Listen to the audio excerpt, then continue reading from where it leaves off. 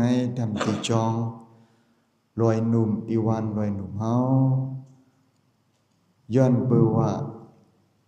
มีมาภาวะและลองเป็นลูกดีกว่าเจในอำลอดเผยว่าเรื่องหนังในเสลปุมุนปันโซเฮาอายุเลยมา68ปีเตรียมลียาวเสเลยลูกเอาดีภาวะเก่าใครกว่าดีภาวะใหม่ในเฮาเลยเอาตั้งธรรมะตราเสลปูโสมูซาว่าเรื่องหนังในเสลสังตักมีตั้งอันเป็นเมหมุนนายลอยหนอเฮาแลตั้งอันเศร้าๆค่ะปันติตะวันโหน้ำหนักกาปีกานอกตั้งเมืองตั้งยานตั้งเมืองเมมิวตั้งเมืองลอยหนุ่มเฮาตั้งหมดตั้งเสกเฮ็ดสร้างห้างปองการตั้งดีกุสู่ปุนเฮาปุนเปิ้นแคมๆแลบๆซึ่งหนังไหนๆเปลี่ยนไว้เอ็นแห้งตั้งลีกุสู่สู่เจ้าเย้าอังกาให้เลยเป็นพุทธบูชาธรรมบูชาสังฆบูชามาตาบิดุอาสริยะอนันตหาสหปาในก็ให้พอเลยเป็นดีปึงอิงเกินดีปูโสมูซาวาสเนเสลปูโสกันโตตั้งมุตั้งสิงซึ่งในเลยสังอันใดเหตุกุสูตามตูปันบ่มุนปันโซซึ่งในเลยสังเป็นไว้เอ็นแห้งตั้งดีกุสูสู่เจ้ากูเจ้ากูป้ากูก็กูคนกูคนกูนางยาวเอาเอ็นแห้งตั้งดีกุสูนะให้เลยมาห่มน้ำปันเสให้อันกันหูสักว่าลองสภาวะตราตุนดูหูเสเพราะว่าอันว่าในมันเปลี่ยนไว้ลองอันเนซาอัมมันอัมเกินมันเปลี่ยนไว้ดุขะขันสสร้างเลยมันเปลี่ยนไว้อนัตตาอันเฮาอัมอุเปิงกันไลมันยาเย้าไหนเสียวให้เอาสติตราและเฮาเอาปัญญาญาตรานำนาเสลายหูหันป่องเสียงเรื่องเสอจองอจูตราเข้มแดบพังเผยมันสีกันเพเขียนให้หลอดกลางตั้งดีให้เลยเตรียมทวนกันสีกันหนังที่เฮ็ดที่สร้างห้างป้องในการโลกาในการธรรมะเส้นในโกให้เฮ็ดง่ายหาง่ายกว่าง่ายมาง่ายคัดใส่ปองสร้างง่ายกันสีกันอันเป็นปุมุนบ้านซอเนี่ยก็แค่นดอกมาโฮมโฮมเย็นโฮมสาธุอนุโมทนากุศลตั้งลีนในเสลให้ถึงดีลีดีแมติสุขติเสกัมเลื่อนสุด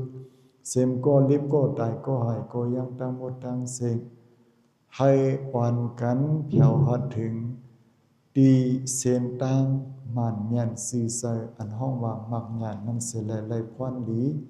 ผู้ญาตราเข้มแหลบเสออกป้นหมดรอดทุกข้าออกป้นบนหลอดเพราะว่าออกป้นบนหลอดในโลกากัมภาถึงนิพพานหน้าดีเชื้อสานั่นเสกัมโดยตา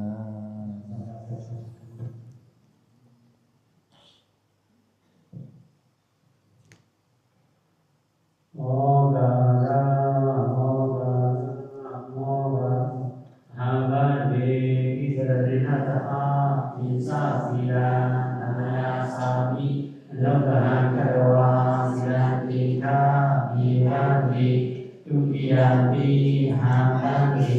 อิสระรินัตถะอิสาสีลานานาสามิโลกหังคารวาสิลันติกามิวันติกานิยัมปิหาบันเดอิสระนัตถะอิสาสิลานามยาสามิโลกหังคารวาสิลันติกาเยวันติ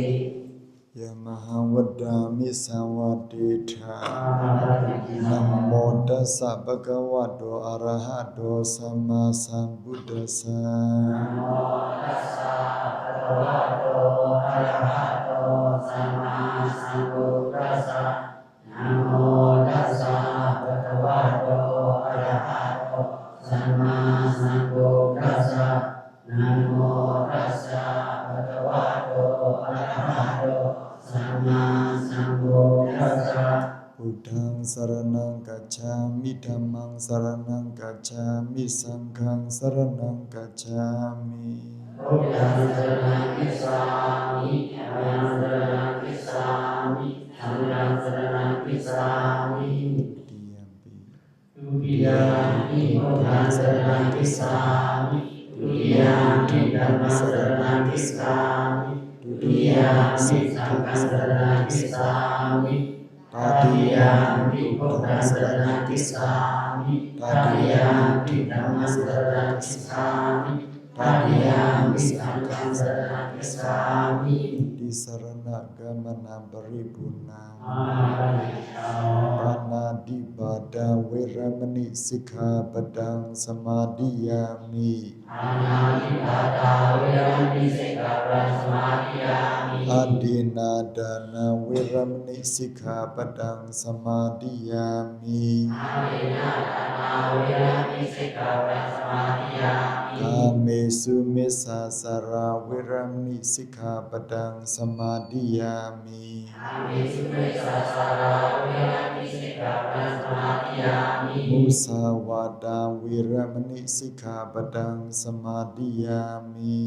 สาวาราเวรมณีสิกขาปะสมาธิยามิ สุราเมรยมัสสะปมาดัฏฐานาเวรมณีสิกขาปดังสมาธิยามิ ราเวเนยมิสาวมาตัตานาเวรมณีสิกขาปะสมาธิยามิ อิดาเมปุญญัง อิดามิโกญญา อิดาเมสีลัง อิดามิสิลา นิพพานัสสะ นิพพานัสสะ ปัสสโย ปัสสโย โหตุ โหตุ อัปปมาตินะสัมปันติทา อาภิช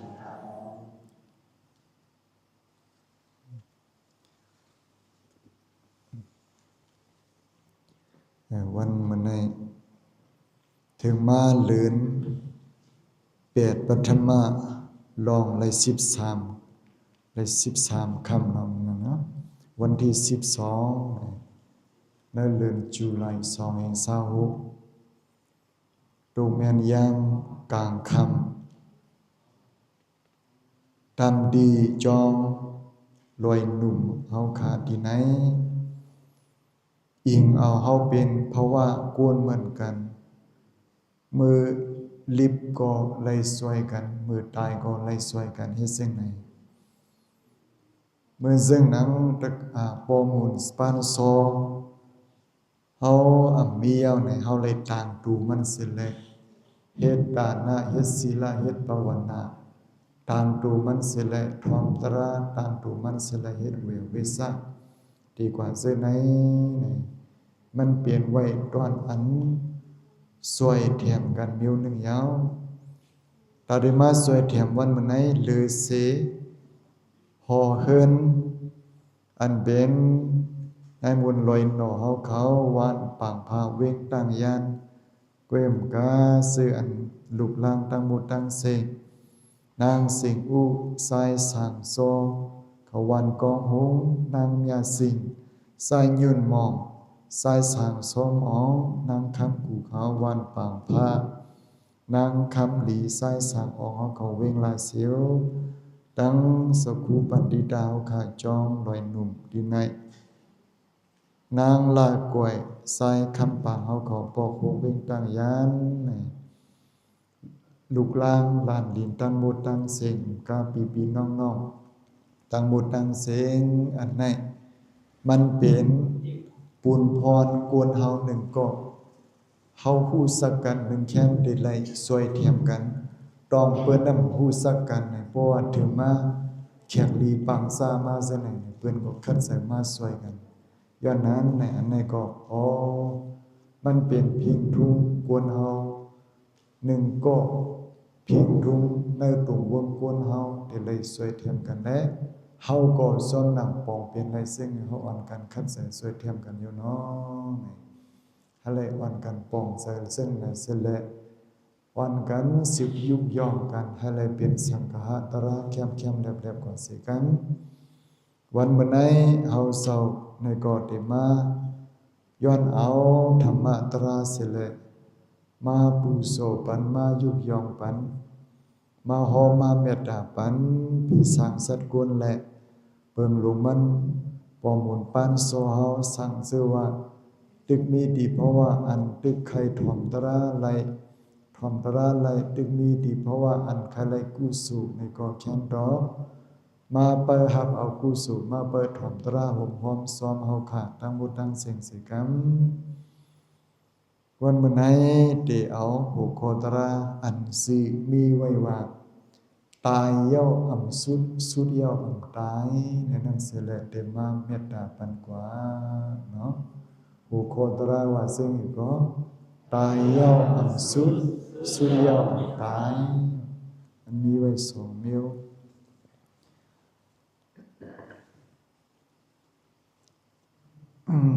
เตเวเมมาสองบูสองเวเมมาเตเนอูเนี่ยมันมีไว้สองอันเมื่อเฮาอำไปเลยถ่อมตราตายเย้าอำสุดสุดเย้าอำตายไหนเนี่ยอ่อนกันวนไข่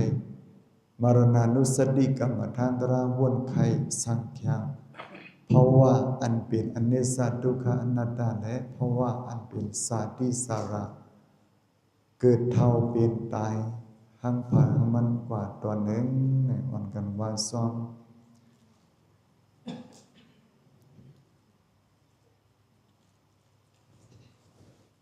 เลขใหญ่หมื่นเก่า เลขใหญ่เหมือนเขา ซุ้มซื้อเขา ซุ้มเสื้อเขา คนตายเอากว่า คนตายเอากว่าน ำหนาหนา นำนานหนา เลขใหญ่หมื่นเก่า เลขใหญ่เหมือนเขา ซุ้มซื้อเขา ซุ้มเสื้อเขา คนตายเอากว่า คนตายเอากว่าน ำหนาหนา นำนานหนา เลขใหญ่หมื่นเก่า เลขใหญ่เหมือนเขา ซุ้มซื้อเขา ซุ้มเสื้อเขา คนตายเอากว่า คนตายเอากว่าน ำหนาหนา นำนานหนา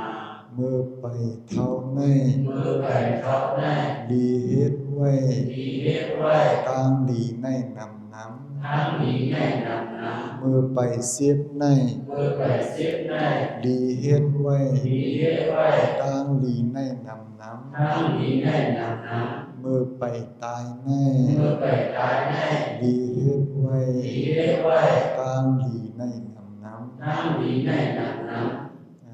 ในเมืองกุนเนี่ยเมืองเฮาก็เตมีอายุปานตานเฮาก็เตมีอายุเล็กตานเฮาก็เตมีอายุอันใหญ่หรือเฮาก็เตมีเรื่องอย่างเหมือนกับซุ้มซื้อเขากูก็อันเฮาไล่ฮู้กันมานั่นน่ะอันคุณตายมรณะมาเอากว่าอันไล่กว่าซ้อมตั้งตายนั้นมันนำนานาเนี่ยต้องนำน้ำ ำน้ำ นา ตา ย้อนนั่นแหละซื้อขึ้นปานนองปานหลังแมวนั่งลอยหนูเฮาเขาอย่าวนว่ามีปองบนปานซอไว้โยไล่ลูกกว่าไหนไล่สุดเส้นกว่าไหนนี่กูไม่ใส่ซึ่งไหนเสียแหละอย่าไปเป็นดังไม่ใส่ยันบัวเหมือนซึ่งหนังปองบนสร้างอปานโซเฮาไหนคนตายมรณะมาเอากว่ามีดังนำตั้งหลายเด็กๆวางปอกมันมาเอาก็เฮาก็ไล่กว่าซ้อมไหนมันเป็นเพียงทุกสภาวะนี้บ่ซึ่งนั้นซึ่งเฮาซ้ำแต่ละเฮ็ดซึ่งนี่เนาะในก็ไปทอมเอาในตราหูในกว่าทำพังมันสิกันเมื่อพ้องทอมตรานั้นในนั่งสังทุกซึ่งหือในก็นั่งกว่าอย่าไปให้มันก้นอย่าไปให้มันเอียงในเศร้าเก่าเจือกซึ่งหือในก็นั่งกวาดรอดๆแล้วๆเข้มๆเดิมๆกันสิกันเมื่อไหนอันเฮาเฮ็ดกุศลวันเมื่อไหนก็ตั้งวันก็ดีเมื่อผู้ก็ดีอันติมาเสื้อในก็ดีเนี่ยเพราะว่าเฮาคุกสะและปอมุนปานโซบ่ในสิ่งเฮาได้เลยเฮ็ดซึ่งปันบ่ในสิ่งได้เลยตางตูสะและเฮ็ดปันกุศลได้เลยเฮ็ดก็ตางตูสะและเฮ็ดปันกุศลความมันว่ากูซาเนี่ยก็ไม่ว่าตางตู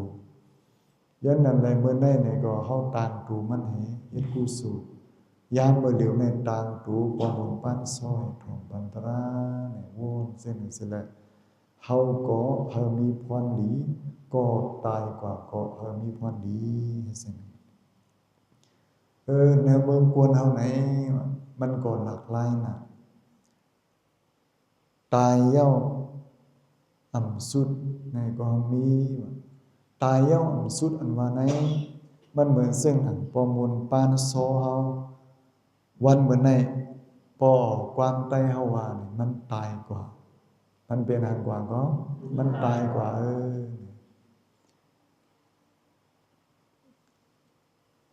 บ่เอาเฮาว่าได้มันบ่ตายกว่าเฮาผมว่าเพราะว่ามันสุดเฮานี่ใครว่าซึ่งไหนก็ว่าไรก็กะว่าย้อนสั่งและซ้ำตายย้อนสั่งและซ้ำสู้บ่นี่สิ่งซึ่งกวนเฮาหาตั้งหมดตั้งเสียงว่าเพราะว่าดึกมีตูและตั้งเสตื่นเหมือนกันหมดยาววางปอกก็เสเสียงตูหั่งเสียงวางปอกซ้ำตูเสียงเสหั่งเสียงนี่เสนก็มีดังนั้นย้อนนั่นแหละอันตีในนี่เมื่อเรื่องนั้นว่าเลยอยู่ซ้อมยุบซ้อมนำซ้อมตูต้อมเสแลมันก็เฮาก็ที่เลยเปลี่ยนกว่าซ้อมหนังตูซ้อมหนังเสไว้เอาเสเฮาว่าไรเอาเสเฮาว่าดอกเดไลบ่เอาเสเฮาว่าในบ่หมุนปันโซในมีสคุปันเดียวเอาก่อนลุมลามาหลายโหเลินมันเพราะว่าเอาเฮาว่าในเด้มใครให้ปันลูกใครให้ปันตายไปเอาก็ตึกป่นมาหมอก2วันในไกดีๆขึ้นห้องยาใน10มาหาที่เซาเอาเซาก็ขึ้นซอยเที่ยงบัดนี้ซ้อมหนังเปลี่ยนไรเอ็นแห้งภายแล้วก็ซอยกันย้อนนั่นแหละอันซอยบันกันซึ่งในก็กูปอหมุนปานโซเฮาในลูกตายกว่าในก็เลยซอยกันกุ้ยกาว่าซอยซึ่งอยู่ซอยเพราะว่าถึงข้าวมันมาไหนของมันไหลห้ามไหลย้อนสั่งมันอำไหลล่ะย้อนประวัติตึกมีตูตึกมีใส่นั่นยาวเพราะว่ากวนเฮาว่าผีก็ยาวสางก็ยาวอันสางเนาะว่าเปียมมาหรือเช่นนั้นอันเป็นเฮาอ่อนกันห้องว่าเมืองอะไรและสังเมืองอันเป็นสัตว์ริสันเขาเช่นนั้นและสังอันเป็นผีสั้นเต็มอันเฮาห้องว่าเปียกะอสุรเกหันตุหัมหันหะหันหังหันตุว่าบ่หันตุซ้ำหันเสียงว่าปอกยินเสียงซ้ำไรหันตูเขาเนี่ยมีไว้ตั้งนำตั้งหลายซึ่งนั่นน่ะเปลี่ยนภายก็ยาวเพราะว่าถึงข้าวมันมาน่ะเพราะว่าตึกมีอยู่เน31ภูมิ31โค้งนี่เขาฮ้องว่า31ภาวะในบ่ในสิ่งนี่มันตื่นตีไหลเป็นมันตื่นตีไหลเท่ามันตื่นตีไหลตายสุดกว่าซึ่งในหมดก็ย้อนนั่นแหละพอมาวนด้วยย้อนสั่งและเฮาตายบ่ในสิ่งย้อนบ่ว่าเฮาเลยเกิดมาบ่ซึ่งนั่นจึงย้อนสั่งและเฮาเท่าในก็ย้อนบ่เลยเกิดมาอันเกิดมานั้นเกิดมาอีสังเกิดมา2นิ้วก็ดูแลใส่เพราะว่าเท่าก็เท่าหลายนิ้วเท่า2นิ้วก็เท่าดูแหเท่าใส่เพราะว่าตายกว่าในก็ตายกว่า2นิ้วก็ตายเอียงใส่แหดูเฮ็ดจังได๋ตายก็ไม่มือกวนเฮานึงก็มันเท่าว่าตายกว่านี่ดูได้ตึกกึดเป็นซึ่งหนังยุคคับดูนี่เป็นยุคคับดูปองหมุนปานโซเฮานี่ต้องมันกึดหามกึดยุคคับดูได้กึดก็ก็ใส่ต้องกึดเพิ่นฮ้องว่าใส่เสียงอย่างเสียงก็ใส่เสียงก็ก็ว่า1อันใน3นี่ซึ่งหนังความใดก็เฮาก็อ่อนกันว่าดีซามีดีใส่หมดใส่มีดีหูนี่เพราะว่าใส่เสียงกว่าเฮาบ่ในสิ่งตูนั่นก็ใครมีมันก็มันสร้างให้ทันย้อนนั้นไงเพราะว่าใส่เสียงนี่ก็มันดังตูเสียงนั่งฮือตูได้เสียงซ้อมนั่นน่ะพอมาพูกมานี่ก็เขาก็ไล่เอาอยู่ขาดตูนั่นกว่าตีป่าอยู่สร้างเคียงนี่ให้มันเสียงซ้อมใส่เสียงไหนหมดยาวเฮ็ดจังได๋หมดเบิ่งลงเงางามมันแน่วายไหนย้อนอีสังเนาะย้อนปัวตึกไหลตูตึกไหลใส่ตึกมีตูตึกมีใส่อันมีตูมีใส่ในย้อนมีภาวะอันตีให้เฮามีตูอันตีให้เฮามีภาวะในซ้ำเป็นอันใดเนาะบ่ได้สิ อันในเคยลาบ้านในมือในมือเหลียวในอันเป็นภาวะปองบุญปานโซฮอในเสเรเสงกว่าพอมาด้วยอายุสุปาน68เนี่ยอายุใครเสียงก็ดีเสียงวางปอกกวนในอายุเสียงเสยเสียงจ้าวางปอกกาอันเฮ็ดสร้างอันดีอยู่มาวันหลังเสียงกวนก็ใส่ก็ในเสียงจ้าวางปอกซ้ำยาเพกึกกังอันห้องลำในเสียอันในก็กวนเฮาได้สุดเสียงก็ซ้อวางปอกซ้ำอายุก็เสียงกลางก็เสียงในก็เอาเลยกวนเฮาตะกาติเลยตายตักติเลยสุดเสียงกว่าเสียงเปลี่ยนหือกะยาวอันเลยเปลี่ยนกว่าเสียไหนเฮาว่าปอมุนปานซอเฮาเลยลับลอยเงินลอยคำเลยตายกว่า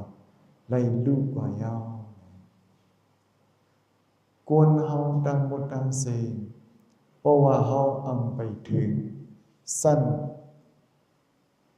อนาคามปุกูอำไปถึงสั้นยาหันตาปุกูอันเปปากไลกิเลสาทั้งหมดทั้งสิ่งปนในสิ่งตายเย้าอำสุดนี่เป็นอันก็ตายเย้าอำสุดไป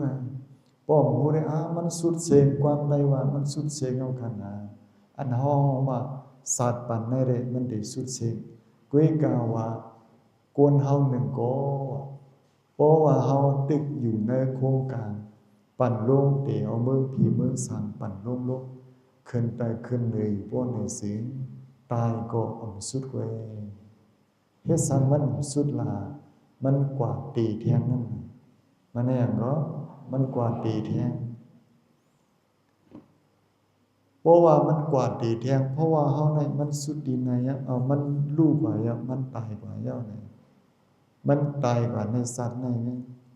สั้นกว่าตีเทียงสัตว์หนึ่งติ๊ๆเฮ็ดเสนตายเทียงสัตว์หนึ่งซ้ำตีเลยกว่าตีเทียงสัตว์หนึ่งติ๊ๆป้อนในสิงสองมันสุราสุดลายย้อนนั่นแหละอันที่ในคือว่าอันไหน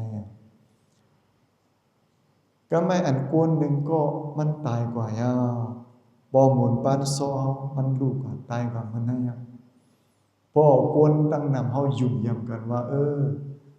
วิญญาณควันเงามันใส่มันตึกมีอันนั้นก็ตึกอยู่ที่หอที่เฮือนที่อยู่ที่เศร้า1 วันเสียดวันเส้นไหนต้องขอนอันกันว่า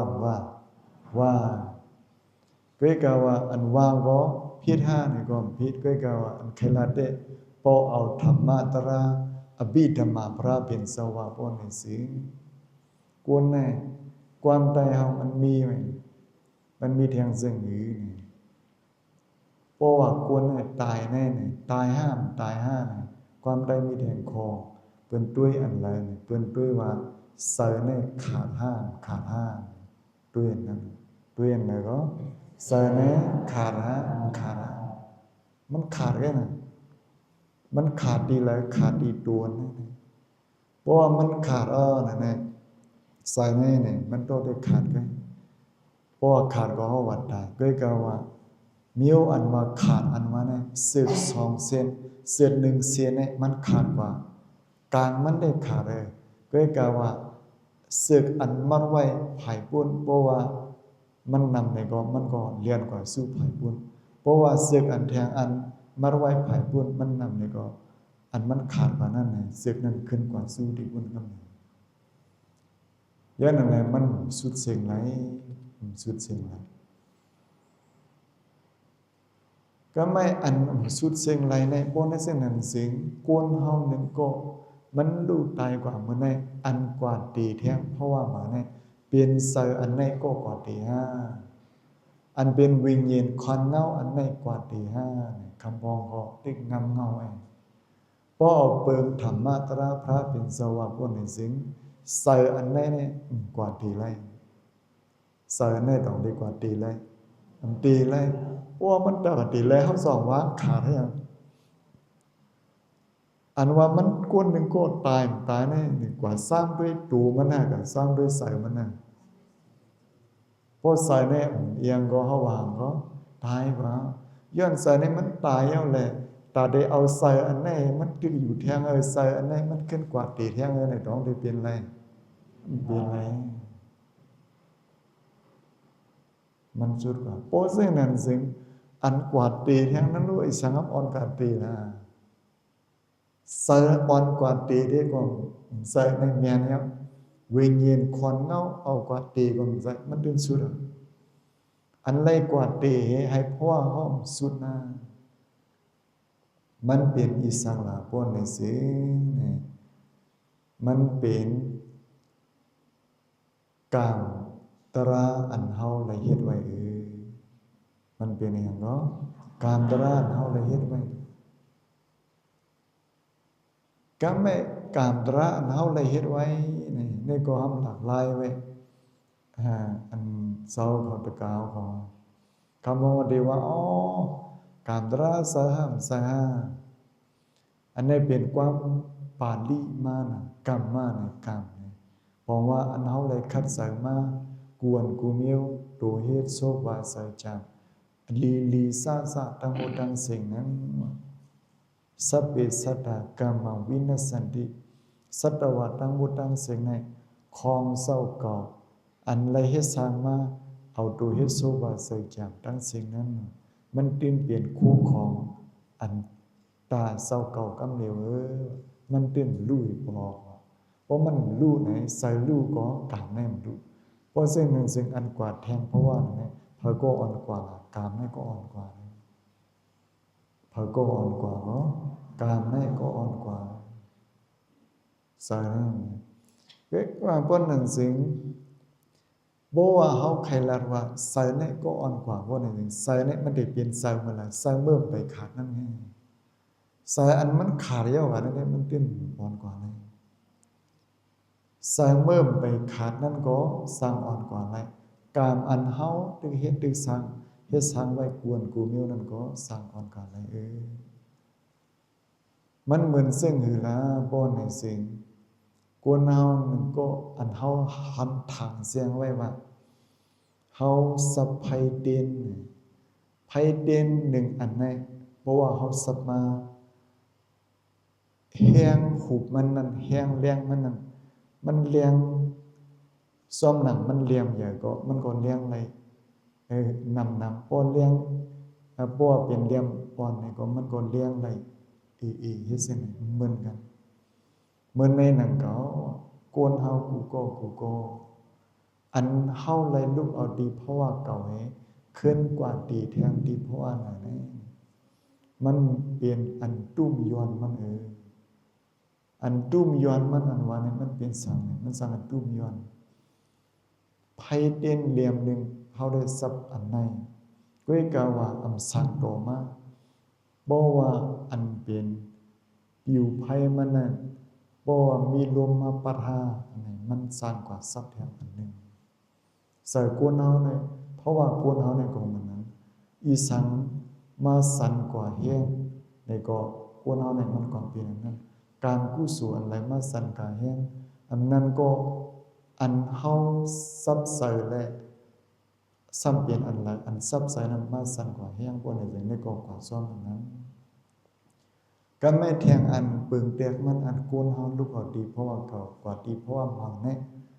เราวิญญาณควันเงาอ่อนกว่าเต็มใส่ซ้ำเป็นเอียงอ่อนกว่าเพราะนั้นนี่ก็อันเป็นรองตุ้มยวนเมียวหนึ่งลองตุ้มยวนเมียวหนึ่งสิ่งอื่นเมื่อเขาก็เล็กๆที่เมืองลอยหนุ่มเขาก็ที่ห้วยที่ลอยก็ตึกมีน้ำจ้ากวนเขาในพอเขาก็ห้องเสียนก็ห้องเสียนนะห้วยห้องได้เขาอยู่ที่ห้วยในห้องก็เสียงในมันยินกันได้มันซ้ำกว่าย้อนแทงต่างห้วยต่างลอยต้องยามหันหน้าซะนะต้องยามยินน่ะห้องในห้องกันไหนก็เสียงในมันก็ย้อนต่างห้วยต่างลอยต้องมีเหมือนในหนังเก่ากวนเฮาไหนอันเฮาลูกเอาดีเพราะว่าเก่าว่าใครกว่าดีเพราะว่ามาในวิญญาณคนเฮาในอ่อนกว่าซะก้วยกาว่าอันย้อนมันมันอ่อนกว่ามันอันเลยซ้ำย้อนบ่อนสิ่ง แห้งสั่นเมื่อไปตาเนี่ยมันย้อนบ่กาหือเพราะเอาก็แห้งกุศลอันนั้นก็แห้งอากุศลกามอันนี้สั่นมันย้อนบ่กาหือนี่มันย้อนถึงกันแล้วก็มันก็กว่าทางเส้นนั้นนี่ย้อนนั้นในกวนเฮานั่นก็ในก็สั่งเป็นอันไรเป็นมาซ้ำย้อนเปิว่าบ่เอานำใส่มันแลอันกรรมอันเลยสร้างมาบ่นี่สิเพราะว่าเฮาขาดดึกมีใส่โมหะอำไปฮู้ป่องเสียงเลี้ยงใส่เพราะว่าดีๆเพราะยาก็ตึกไข่ไลโลภะตัณหาไข่ไลเพราะว่าอยู่ติดๆบ่นี่สิในก็เป็นเงางาอันเฮาไหลกว่าแทงเพราะว่าหนึ่งยาวเพราะว่าหนึ่งเพราะว่าเฮ็ดสิ่งนั้นในสิเพราะว่าหนึ่งยาวเพราะว่าหนึ่งสุดอำเสงบ่ในสิงตายได้ตายกว่าอยู่ก้วยกาวะมันสู้ย้อนนั้นแหละขออันใครว่าตายเย้าอำสุดอันว่าในกวนเฮากูก็เพราะว่าตึกมีอวิสสาตัณหาโลภะเพราะเย้าตึกมีสาย defilements ในสายอันเก่าเศร้าเว้าลำอยู่บ่ในสิงเพราะเย้าก็ตึกเฮ็ดสร้างไว้กามอจองตราตั้งหมดตั้งสิ่งอยู่บ่ในสิอันนี้ตายเย้าสีตาก็ไปเย้ามันไปสู่นี่เดี๋ยวเลยเปลี่ยนกว่าทั้งสิ้นในดีๆว่าเพราะซึ่งนั้นซึ่งนางหืมสัมบ่ได้สุดมันทำเดี๋ยวเลยเฮ็ดสิ่งเองคำพ้องในสัมสุดยาวห่ำตายนี่ก็มีคำพ้องเป็นสิ่งก็สุดยาวห่ำตายเสื้ออันสุดยาวห่ำตายเนาะนั่นสัมเป็นสิ่งเนาะไม่มาเปลี่ยนผลกันเขาซ้ำสุดซึ่งหือนี่อันเป็นเสาตัณหากิเลสโลภะโมหะฉะนั้นเขาสุดกว่าเพราะสุดกว่ายาวบ่ในสิ่งในมันเลยกว่าตีเทียงเพราะว่าหนึ่งพ้อมเลยกว่าตีเทียงเพราะว่าหนึ่งยาวบ่ในสิ่งลองว่าตั้งเปลี่ยนตั้งเท่าตั้งตายว่านั้นก็ต้องได้มีเย้าก็อันเป็นเหมือนซึ่งนั้นอนาคามิอนาคามปุกูเขาเนี่ยเขาเศร้าคัดใส่ซุนเปลี่ยนอันเป็นใส่ดังในอันตับลูกาซุนอันเป็นดังนอกซุนอันใส่ดังในซุนกว่าพอเป็นสั้นโซดาปานนี่ก็เขาได้ซุนไล่หมอก2อัน3อันพอถึงมาสั้นสักราการในอันติมาติที่ในเมืองกวนแทงดึงสัตว์ในมีเพราะว่าเป็นสั้นโซดาปานใน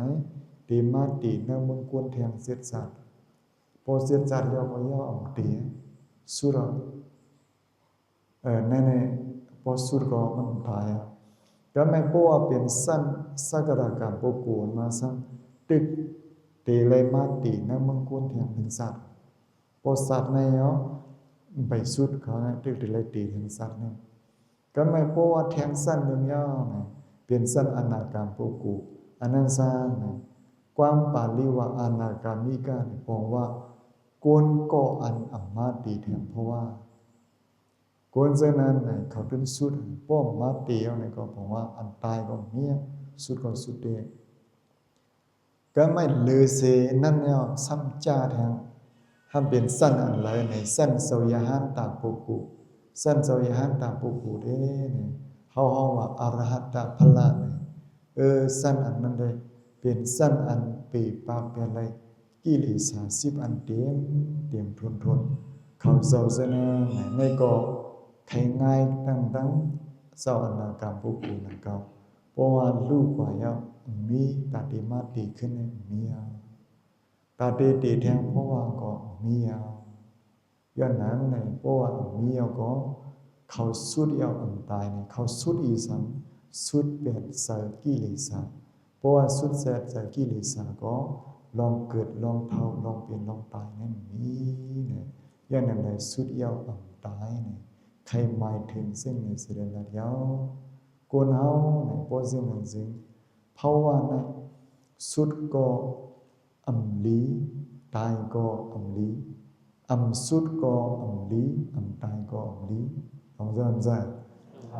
เพราะซึ่งนั้นซึ่งเขาซ้ำเดี๋ยวให้ซึ่งเนี่ย เดลัยยางสวงนั่งขอสั่งสอนพุทธะพระเป็นสาวกสัมมาทิฏฐินี่วันดังสุดในคัดใส่ให้ป่องใส่แล้วคัดใส่ให้ป่องใส่ซึ่งหืออันนี้เป็นดูอันนี้เป็นใส่อันนี้เป็นลองเป็นลูกได้เนาะอันนี้เป็นลองขันใส่ได้เนาะอันนี้เป็นลองอนัตตาได้เนาะอันนี้เป็นลองอันเฮาค่ะอำไรอยู่เลยเศร้ามันก็เปลี่ยนอยู่เส้นไหนอำเย้าอำโดดได้เนาะมันสร้างเปลี่ยนมันสร้างรูปมันสร้างตายมันสร้างหายได้เนาะไงเฮาได้ไล่ปองเสอไอจองตรามันตั้งเสียงเย้าก็ได้ไล่กับปองเสอป้าพรนิยอนอจูตรามันตั้งเสียงว่าเฮาคัดเสอปองเสียงเลี้ยงเสอดูเฮาใส่เฮาคัดเสอปองเสียงเลี้ยงเสอไอจองตราอจูตราทั้งหมดทั้งเสียงและคัดเสอปองเสียงเลี้ยงเสออันเฮ็ดให้เฮาตายเย้าอำเย้าอำสุด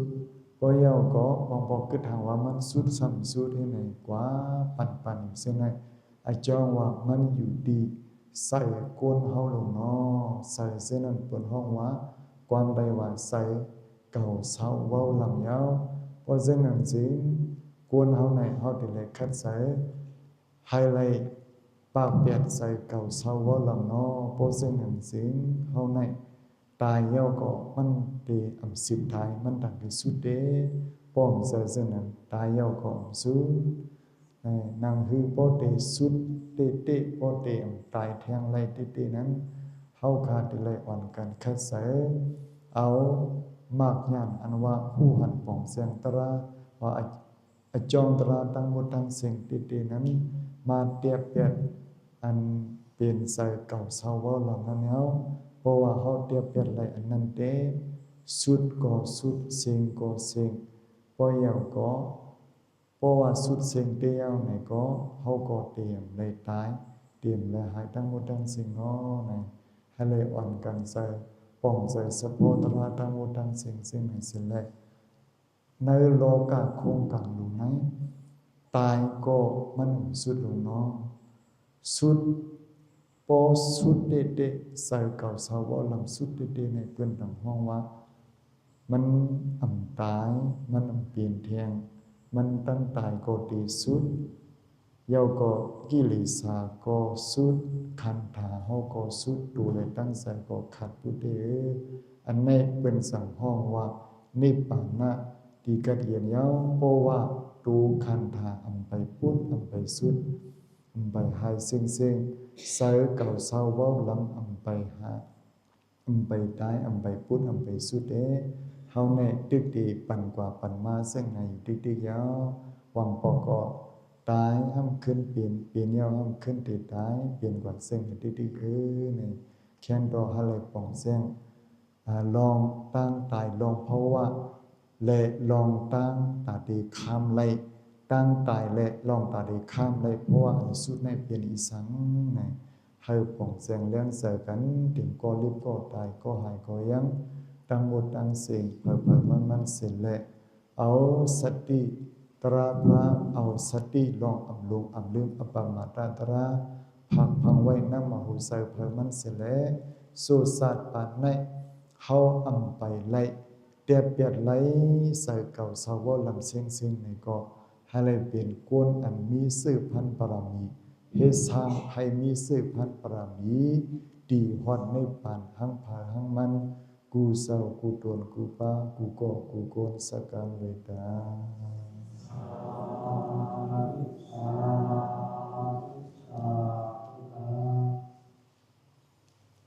เฮ้ย